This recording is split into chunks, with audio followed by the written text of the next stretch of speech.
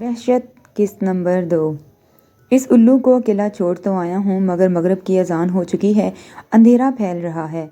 ऐसे में अकेला कहाँ आएगा। ऊपर से उसे कब्रिस्तान से गुजरने का भी बड़ा शौक हो रहा है आजकल। गलती कर दी इस पर गुस्सा करके। खाला तो मुझसे ही सवाल करेंगी कि इनके बेटे को अकेला क्यों छोड़ आया।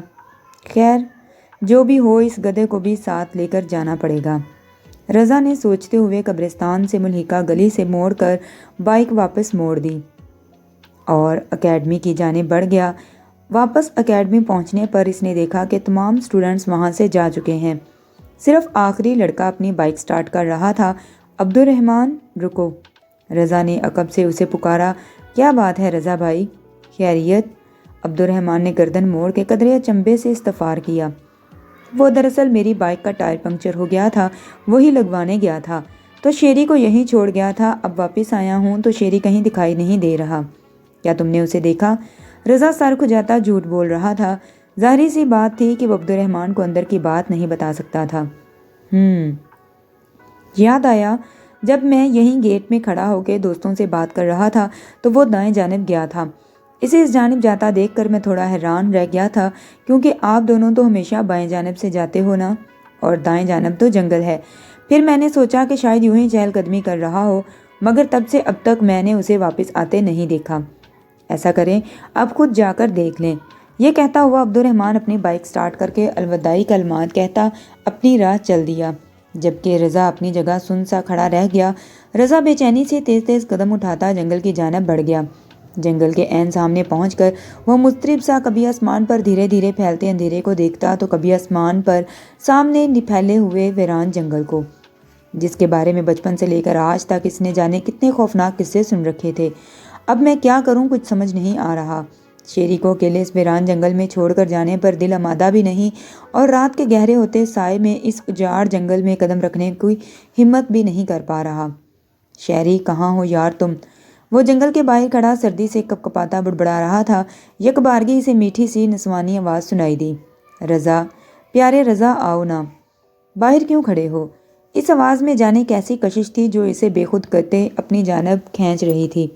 करीब था कि वो इस आवाज़ का ताकुब करता जंगल में कदम रख देता। अकब से आती अब्दुर्रहमान की आवाज़ ने इसे चौंका दिया और इसका सहर तोड़ डाला। रज़ा भाई, रज़ा भाई, यार वो शहरी मिल गया है। वो कब्रिस्तान से मुल्हिका गली में किसी लड़के से लिफ्ट लेकर घर जा रहा था। मैंने उसे देखा तो सोचा आपको खबर कर दूं, कहीं आप परेशान ही ना हो रहे हों। रज़ा के मुड़ के देखने पर अब्दुर्रहमान ने बताया, बहुत शुक्रिया अब्दुर्रहमान, तुम वक़्त पर ना आते तो मैं अब तक जंगल में इसे ढूंढने जा चुका होता। रज़ा ने लंबी सांस खारिज करके गोया खुद को तसल्ली दी। फिर तो अल्लाह का शुक्र अदा करें भाई, क्योंकि इस जंगल नुमा इलाके के बहुत खौफनाक किस्से मशहूर हैं। इस तरफ तो कोई दिन में भी ना जाए और आप ढलती रात में इस तरफ जा रहे थे। अब्दुर्रहमान ने घबरा कर कहा, चलो शुक्र है तुम वक़्त पर आ गए, अब चलो चलें।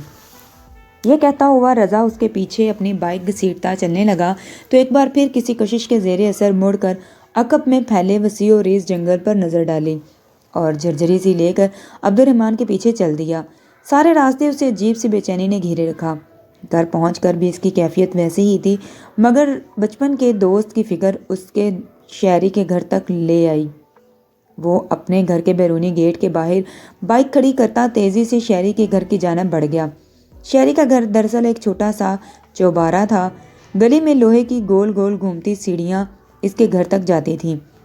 वो अपनी मुस्तरिब वजूद को घसीटता लोहे के पायदान पकड़े जीने चढ़ने लगा। इनके घर के दरवाजे के सामने पहुंचकर हल्की सी दस्तक देता वो अंदर दाखिल हुआ तो सामने ही सहन में चारपाई पर बैठे शेरी को फ़ोन पर किसी लड़की से मोहब्बत भरे अहदो पैमान करता देखकर शदीद गुस्से के आलम में वापस मुड़ गया। शेरी की वालदा, जो इसे किचन की खिड़की से घर में दाखिल होता देख रही थी, पुकारती रह गई, मगर वो इन्हें जवाब दिए बगैर ही बाहर निकलना चला गया। ये लड़का कभी नहीं सुधरेगा। मैंने बचपन का दोस्त होने के नाते जितनी कोशिश करनी थी कर ली, अब और नहीं। मेरी भी 2 जवान बहनें हैं। इसकी घटिया जहनीत का क्या पता कल को मेरे घर पर ही बुरी नज़र रख ले। मैं बाज आया ऐसी दोस्ती से, अल्लाह इसे हिदायत दे। ये कहता वो जीना उतरने लगा। गोल गोल घूमती इस सीढ़ी से उतरते हुए अच्छे खासे इंसान को चक्कर आ जाते थे और रज़ा तो पहले ही गुस्से और इज़्तिराबी कैफियत में था। सीढ़ी के दरमियानी हिस्से में पहुंचकर एक बार फिर इसके कानों में वही रस घोलती आवाज़ गूंजी, رضا پیارے رضا، دفتن وہ اپنے سر میں اٹھتی ٹیس سے گھبرا کے سر پکڑتا وہیں بیٹھ گیا۔ چند لمحوں میں ہوش و خرد سے بیگانہ ہو کر نیچے گرتا چلا گیا۔ شہری بیٹا، کیا ہر وقت تم فون سے چپکے رہتے ہو؟ کیا تم نے غور نہیں کیا کہ رضا ہمارے گھر آیا اور اسی وقت الٹے قدموں لوٹ گیا؟ شہری کی امی نے اسے فون پر موے گفتگو دیکھا تو استغفار کیا۔ نہیں امی، میں نے غور نہیں کیا۔ کوئی بات نہیں، دوبارہ آ جائے گا۔ شہری نے کان سے فون ہٹا کر فقط اتنا کہا اور پھر سے فون کان سے لگا لیا۔ حد ہے شہری، گھر میں تمہارا دوست آ کر چلا بھی گیا اور تمہیں کوئی خبر ہی نہیں۔ چلو اٹھو اور اسے واپس بلا کے لاؤ اور پوچھو دروازے سے ہی کیوں چلا گیا۔ شہری کی امی نے اسے دوبارہ فون کان سے لگاتا دیکھ کر حکم سے بولی، اف اور امی، رضا بچہ نہیں ہے، کوئی ضروری کام یاد آ گیا ہوگا اس لیے چلا گیا، پھر آ جائے گا، مگر آپ تو ایسے کہہ رہی ہیں جیسے پتہ نہیں کون سی قیامت آ گئی ہو۔ وہ بدمزہ ہو کر فون بند کرتا اٹھ کر زینہ چڑھتا چھت پر چلا گیا، جبکہ اس کی امی تشدد سے کبھی بیرونی گیٹ کو دیکھتی جس سے پہلے کبھی کچھ دیر پہلے ہی تنفن کرتا رضا نکلا تھا، اور کبھی زینہ چڑھتے اپنے بیٹے کو جسے بچپن کے دوست کے یوں لوٹ جانے کی پرواہ ہی نہیں تھی۔ شہری کی امی کچھ دیر ششد سی اس معاملے کو دیکھنے کی کوشش کر رہی تھی، پھر سر جھٹک کر کچن کی جانب بڑھ گئیں۔ اب انہیں کچن میں آئے 2 منٹ بھی نہ گزرے تھے کہ باہر گلی میں اٹھتا شور انہیں باہر نکلنے پر مجبور کر گیا۔ وہ تیزی سے بھاگتی ہوئی اپنی بیرونی گیٹ کی جانب آئیں تو باہر کا منظر دیکھ کر ان کا منہ کھل گیا۔ پوری گلی میں شور مچا تھا، کوئی کہہ رہا تھا ایمبولینس بلاؤ اور کوئی رضا کے سر سے بہتے خون پر بند باندھنے کی کوشش کر رہا تھا۔ ہر طرف شور اور بے چینی تھی۔ ارے یہ کیا ہوا رضا کو؟ وہ اپنے لوہے کی گول گول سیڑھیوں کے زینے سے اترتی ہوئی استغفار کرنے لگی۔ کمال کرتی ہو بہن، تمہارے ہی گھر سے نکلتا ہوا وہ سیڑھی سے پھسلا ہے اور تمہیں ہی نہیں معلوم؟ گلی میں کھڑے ایک عمر رسیدہ شخص نے درستگی سے کہا تو شیری کی امی دل پر ہاتھ رکھ کر رہ گئیں۔ ہائے میرے اللہ، مجھے تو پتہ ہی نہیں چلا کب گرا بچہ، ورنہ فوراً بھاگی چلی آتی۔ اب کوئی ایمبولینس کو بلا بھی لو، بچے کی حالت اتنی خراب ہے۔ وہ آخری زینہ اتر کر رضا کے سر پر اپنا دوپٹہ رکھتے ہوئے بولی، جی خالہ جان فون کر دیا ہے، بس پہنچنے والی ہے ایمبولینس بھی۔ گلی کا ایک لڑکا ان کو تسلی دیتا آگے بڑھ گیا، جہاں دور سے آتی ایمبولینس کی آواز سب کے کانوں تک پہنچ رہی تھی۔ ایمبولینس کے آتے ہی رضا کو ایمبولینس میں ڈال کر ہسپتال کے لیے روانہ کر دیا گیا۔ پھر رضا کی امی اور بہنوں کو جب خبر ہوئی تو وہ بھی روتی دھوتی گلی میں نکل آئیں۔ گلی کا ہر فرد اس وقت رضا کے لیے دعاگو تھا، سوائے اس کے بچپن کے دوست کے جسے اپنی فضول حرکات سے فرصت ہی نہیں تھی۔ چھت پر کھڑا وہ آسمان سے اڑتی پتنگوں کو دیکھ رہا تھا جب اس کی نظر عقبی گلی میں ایک چھت پر کھڑی لڑکی پر پڑی جو اسی کو دیکھ کر مسکرا رہی تھی۔ بیٹا شہری، تیری تو نکل پڑی، جو ہمیشہ نخرے دکھاتی تھی آج خود ہی تجھے دیکھ کر مسکرا رہی ہے۔ یہ وہی لڑکی تھی جس نے اکیڈمی میں لیٹ جانے پر آج اس کی بے عزتی کی تھی۔ وہ لڑکی اشارے سے اسے اپنی چھت پر بلا رہی تھی۔ لہجہ بھر میں وہ اس کا اشارہ سمجھ کر زیر لب خباثت سے مسکراتا ہوا دیوار پھلانگ کر اس کی چھت پر پہنچ گیا، جہاں وہ لڑکی اسے دیکھ کر مسکرا رہی تھی۔ اپنی چھت سے کودتے ہوئے اسے گلی میں ایمبولینس کی آواز سنائی دی جسے وہ یکسر نظر انداز کرتا دیوار پھلانگ گیا۔ تو آخر تم نے فیصلہ کر ہی لیا مجھے اپنے دل کی بات بتانے کا۔ وہ اس کی چھت پر پہنچ کر ہاتھوں سے مٹی جھاڑتا اس کے قریب آیا اور سرگوشی نما انداز میں گویا ہوا، فیصلہ تو بہت پہلے ہی کر لیا تھا مگر مناسب جگہ اور موقع نہیں مل رہا تھا۔ وہ بھی اسی کے انداز میں کہتی ناخنوں سے کھیلنے لگی، اچھا تو کیا، تمہارے خیال میں یہ مناسب جگہ نہیں؟ وہ چھت پر ارد گرد نظر دوڑا کر اشارہ کرتے ہوئے بولا، مناسب جگہ تو یہ بھی نہیں، مگر کیا؟ وہ 2 قدم آگے بڑھتے ہوئے بولا، مگر اب مجھ سے مزید صبر نہیں ہو رہا تھا، یوں کہنا مناسب ہوگا کہ میں دل کے ہاتھوں مجبور ہو گئی ہوں۔ وہ اب اپنے دوپٹے سے کھیلتی ہوئی ایک نظر اس پر ڈال لیتی، پھر دوپٹے سے لٹکتے موتیوں کی لڑی سے کھیلنے لگتی۔ تو پھر کہہ دو، وہ پینٹ کی جیبوں میں ہاتھ ڈالتا ہوا بولا۔ کیا؟ وہ ابھی بھی دوپٹے سے لٹکتے موتیوں کی لڑی سے کھیل رہی تھی۔ وہی جو تم کہنے کے لیے بےتاب ہو۔ وہ ترچھی نظروں سے دیکھتا ہوا زیر لب مسکرایا، سوچنا بھی مت، سمجھے؟ میں مشری لڑکی ہوں اور مشرقی لڑکیاں کبھی اپنے منہ سے اقرار نہیں کرتیں۔ لڑکی نے مصنوعی خفگی کا اظہار کیا تو شیری نے استغفار کیا، تو کیا تم باندھو میری تعریفوں کے پل، پھر سوچوں گی تمہارے دل میں رکھنا بھی ہے کہ نہیں۔ وہ شرمگین نگاہ اس پر ڈالتے ہوئے بولی، ہاں تو میں کہہ دیتا ہوں، سنو ربیہ، میں تم سے محبت کرتا ہوں، اتنی محبت کہ اگر تم کہو تمہاری خاطر چاند تارے توڑ کر لا سکتا ہوں۔ صرف اتنا ہی نہیں، اگر تم ہاں کر دو تو ساری زندگی تمہارے قدموں میں بیٹھ کر گزار سکتا ہوں۔ وہ بے خود ہوتا اس سے پہلے مزید کچھ کہتا وہ کھلکھلا کر ہنس دی، بس کر دو لڑکے، میرے قدموں میں بیٹھنا تو دور، تم میرے قدم دیکھ ہی لو تو اپنے ہوش و آواز کھو بیٹھو۔ وہ اپنے لبوں پر ہاتھ رکھ کر ہنسی روکنے کی کوشش میں کرتی ہوئی گویا ہوئی۔ اچھا تو کیا اتنے حسین ہے تمہارے قدم؟ وہ اس کے قدموں میں بیٹھتا ہوا جانے اور کیا کہنے والا تھا جب اس کی چھت پر امی کی آواز آئی۔ وہ بکھلائی ہوئی تھیں۔ شیری شیری کہاں ہو تم؟ جلدی آؤ، رضا ہمارے گھر کی سیڑھیوں سے گر کر زخمی ہو گیا ہے، جلدی آؤ بیٹا، ہسپتال جانا ہے۔ وہ اپنی امی کی پکار پر جھنجھلا کر واپس جانے کے لیے اٹھا، پھر کسی سوچ کے تحت مڑا۔ شاید ربیہ کو الوداعی کہنا چاہتا تھا مگر اپنے عقب میں خالی چھت دے کر ٹھٹک گیا۔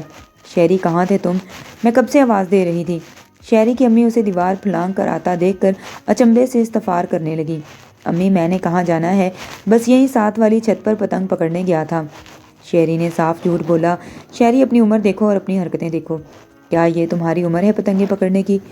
اچھا نا امی، پکڑ لی پتنگ، اب کیا اس جرم میں سزا دیں گی؟ شیری ناگواری سے بولا۔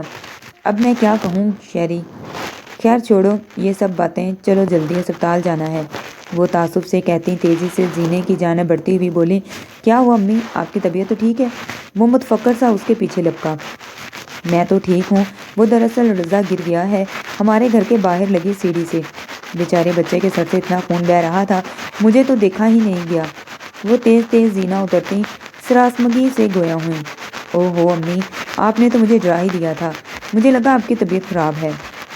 کچھ نہیں ہوتا، رضا کو زیادہ چوٹ نہیں آئی ہوگی، آپ پریشان نہ ہوں، گھر آ جائے گا تو مل آئیں گے اس سے بھی، ابھی تو مجھے کھانا کھلائیں، بہت بھوک لگی ہے۔ وہ آخری زینہ اترتا سہولت سے موضوع تغیر کرتا صحن میں بچھی چارپائی پر نیم دراز ہو گیا۔ شیری تمہیں یہ سب کہتے ہوئے شرم تو نہیں آئی ویسے؟ ارے بچپن کے دوست چوٹ لگنے کی بجائے پریشان نہیں ہو رہے، تم سکون سے کھانا مانگ رہے ہو۔ وہ پہلے تحیر اور پھر تعصب سے گویا ہوئی۔ اوہ ہو امی، کچھ نہیں ہوتا، اسے ٹھیک ہو جائے گا، آپ کھانا دیں، مجھے بھوک لگی ہے۔ وہ جھنجھلا کر بولا۔ کوئی نہیں ملنا کھانا، اٹھو اور رکشہ لے کر آؤ جلدی۔ میں تب چادر لے لوں؟ ان کے دو ٹوک انداز پر توہن کرہن وہ سر جھٹک کر رکشہ لینے چل دیا۔ رضا کو نیم بے ہوشی کی حالت میں اٹھا کر ایمبولینس میں ڈالا گیا تو اسے اپنے دائیں ہاتھ میں سرسراہٹ سی محسوس ہوئی۔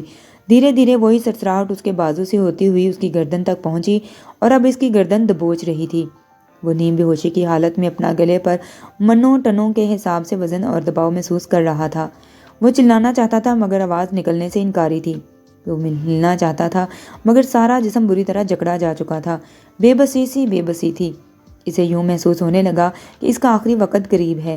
اسی لمحے اس کی گردن سے وہ دباؤ ہٹا اور کوئی جنگلی جانور نما کھردرے بالوں سے بھرا وجود اس کے سر سے نکلتا خون چاٹنے لگا۔ وہ بند آنکھوں سے بھی اس وجود کو خود پر جھکا ہوا محسوس کر سکتا تھا مگر جسم شل ہونے کی وجہ سے نہ ہل سکتا تھا اور نہ ہی کچھ بول سکتا تھا۔ اسے اس وجود سے کراہت محسوس ہو رہی تھی مگر جسم شل ہونے کی وجہ سے وہ اپنے اوپر سے ہٹا بھی نہیں سکتا تھا۔ شیری رکشہ لے کر آیا تو اپنی امی کو پہلے سے گلی کے کونے پر کھڑا پایا۔ جیسے ہی رکشہ گلی کا موڑ مڑ کر ان کے قریب آیا تو وہ ایک لمحے کی تاخیر کیے بغیر اس میں بیٹھ گئیں۔ ان کے بیٹھتے ہی رکشہ ڈرائیور تیزی سے رکشہ چلانے لگا۔ شیری رکشے میں بھی جھنجھلاہٹ کا شکار تھا۔ 2 سال کی کوشش کے بعد کہیں جا کر اسے شکار ملا تھا۔ اب اس کی امی کی ایک پکار نے اس کا سارا مزہ کرکرا کر کے رکھ دیا تھا۔ اس رضا کو بھی آج ہی گرنا تھا۔ یہ انسان تو بنا ہی میرے کاموں میں رکھنا ڈالنے کے لیے ہے، اس سے اچھے کی امید کرنا ہی فضول ہے، وہ دل ہی دل میں سوچتا کلس رہا تھا۔ جب اس کی نگاہ رکشے میں لگے بے شمار آئینوں میں سے ایک آئینے پر پڑی تو وہ ٹھٹک گیا۔ رکشہ ڈرائیور کی جگہ ربیہ ڈرائیونگ سیٹ پر بیٹھی وقفے سے اپنے سامنے لگے آئینے میں سے اس کی جانب دیکھ کر پراسرار انداز میں مسکرا رہی تھی۔ اس نے گھبرا کر دونوں آنکھوں کو ہاتھوں کی ہتھیلیوں کی پوروں سے مسل کر دیکھا، پھر سامنے کا منظر تغیر نہیں ہوا۔ وہ بار بار وہی عمل دہراتا مگر ہر بار آئینے میں ربیہ کا عکس دکھائی دیتا۔ شیری بیٹا کیا ہو گیا تمہاری آنکھوں کو، کیوں بار بار مسل رہے ہو؟ شیری کی امی اس کی حرکت نوٹ کرتی پھر بولی۔ امی وہ رکشہ ڈرائیور، وہ اٹک اٹک کر بولا۔ کیا ہوا رکشہ ڈرائیور کو، ٹھیک تو ہے، سامنے دیکھو۔ اس کی امی نے ہاتھ سے آگے بیٹھے رکشہ ڈرائیور کی جانب اشارہ کرتے ہوئے کہا۔ وہ سامنے۔ اس نے بکھلا کر سامنے دیکھا تو ڈرائیور اپنی سیٹ پر براجمان رکشہ چلا رہا تھا۔ کچھ نہیں، میں تو بس یہی کہہ رہا تھا کہ رکشہ ڈرائیور بہت آہستہ رکشہ چلا رہا ہے، بھائی صاحب ذرا تیز چلائیں، ہمیں ذرا جلدی ہے۔ وہ خفت سے سر ہلاتا پہلو بدل کر رہ گیا۔ یہ لڑکی تو دیکھو میرے حواسوں میں سوار ہوتی جا رہی ہے، جبھی تو ہر جگہ دکھائی دینے لگی ہے۔ شیری ہوش کر، ہوش وہ بڑبڑاتا ہوا سائڈ سے باہر روڈ پر چلتی ٹریفک کو دیکھنے لگا۔ جی تو دوستو، کہانی کا دوسرا حصہ آپ کو کیسا لگا مجھے کمنٹ سیکشن میں ضرور بتائیں۔ ویڈیو اچھی لگی ہو تو میرے چینل کو سبسکرائب کریں، ویڈیو کو لائک کریں، شیئر کریں، دعاؤں میں مجھے یاد رکھیں۔ ملتے ہیں پھر بہت جلد نئی کہانی کے ساتھ، تب تک کے لیے اللہ حافظ۔